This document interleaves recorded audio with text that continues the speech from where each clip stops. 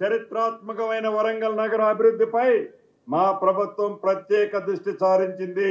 హైదరాబాద్ కు దీటుగా అభివృద్ధి చేయాలనే సంకల్పంతో కార్యాచరణ రూపొందించాం. వరంగల్ నగర అభివృద్ధికి రాష్ట్ర ప్రభుత్వం దాదాపు 5,000 కోట్లు కేటాయించింది. 2040 వరకు జనాభా పెరుగుదల అనుగుణంగా వరంగల్ నగర అవసరాలకు సరిపోయేలా మాస్టర్ ప్లాన్ తీసుకొచ్చాం. 2057 జనాభాను దృష్టిలో పెట్టుకొని 4,100 కోట్ల రూపాయలతో అండర్ గ్రౌండ్ డ్రైనేజీ పనుల్ని త్వరలోనే స్టార్ట్ కాబోతున్నాయి. వరంగల్ ప్రజల ప్రాంత చిరకాల స్వప్నమైన మామ్నూర్ ఎయిర్పోర్ట్ కళ త్వరలో సాకారం కాబోతుంది.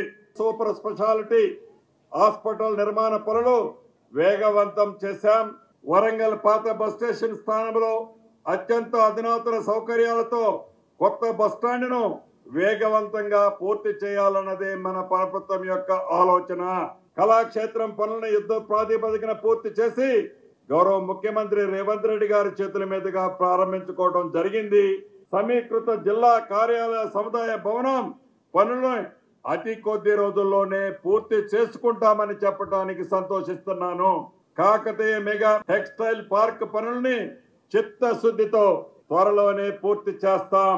పాకాల బయోడైవర్సిటీ పార్క్ ని అభివృద్ధి చేయటం జరుగుతుంది. భద్రకాళి ఆలయంతో పాటు భద్రకాళి చెరువును కూడా పూర్తిగా అభివృద్ధి చేస్తున్నాం.